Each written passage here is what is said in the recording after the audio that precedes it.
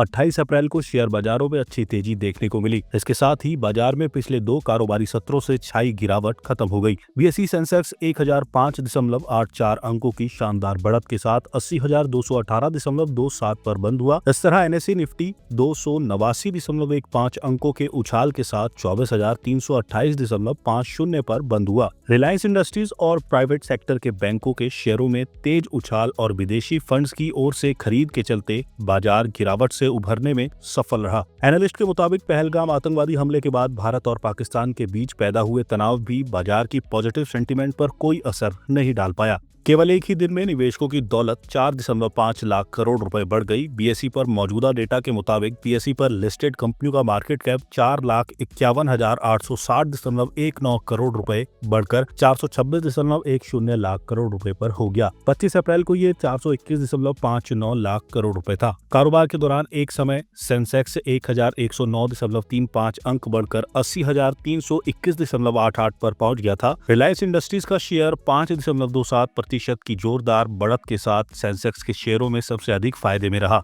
ये 1,368.50 रुपए पर बंद हुआ। कंपनी ने मार्च 2025 तिमाही में शुद्ध मुनाफे में 2.4% की बढ़ोतरी दर्ज की है। शेयर बाजार के आंकड़ों के मुताबिक विदेशी संस्थागत निवेशकों ने शुक्रवार को 2,992.33 करोड़ रुपए के शेयरों की शुद्ध खरीदारी की थी। विदेशी निवेशकों ने पिछले सप्ताह घरेलू शेयर बाजारों में 17,425 करोड़ रुपए का निवेश किया। एशिया के अन्य बाजारों में दक्षिण कोरिया का कॉस्पी सूचकांक और जापान का निक्की 225 बढ़त के साथ बंद हुए, जबकि चीन का शंघाई कंपोजिट और हांगकांग का हैंग सेंग गिरावट में रहे। यूरोपीय बाजार बढ़त के साथ कारोबार कर रहे थे। शुक्रवार को अमेरिकी बाजार भी बढ़त के साथ बंद हुए थे। तेल कीमतों की बात करें तो ब्रेंट क्रूड 0.19% गिरकर $66.74 प्रति बैरल पर आ गया। 29 अप्रैल को कैसी रह सकती है बाजार की चाल? जियोजीत इन्वेस्टमेंट्स के वीके विजय कुमार का कहना है कि बाजार की मजबूती को देखते हुए ये कहा जा सकता है कि बाजार ने भारत पाकिस्तान के बीच तनाव के कारण युद्ध की किसी संभावना को पूरी तरह से नजरअंदाज नहीं किया है। ये याद रखना जरूरी है कि बाजार में चिंताओं की तमाम दीवारों को लांघकर सबको आश्चर्यचकित करने की अद्भुत क्षमता है। उन्होंने आगे कहा कि एफआईआई बाजारों में लगातार खरीदारी कर रहे हैं। अमेरिकी स्टॉक मार्केट, अमेरिकी बॉन्ड और डॉलर की कमजोरी के कारण भारतीय बाजार आकर्षक हो गए हैं। कमजोर होती अमेरिकी अर्थव्यवस्था और कमजोर होते डॉलर को देखते हुए एफआईआई भारत में अपनी खरीदारी जारी रख सकते हैं। इससे बाजार को सपोर्ट मिल सकता है। एलकेपी सिक्योरिटीज के वरिष्ठ तकनीकी विश्लेषक रूपक डे का कहना है कि पिछले सप्ताह की कमजोरी से उभरते हुए निफ्टी ने शानदार वापसी की। हालांकि कंसोलिडेशन को जारी रखते हुए आज की तेजी पिछले हाई तक ही सीमित रही। ऊपरी स्तरों पर 24,360 पर रेजिस्टेंस बना हुआ है। निफ्टी वर्तमान रेंज के आसपास कुछ और समय बिता सकता है।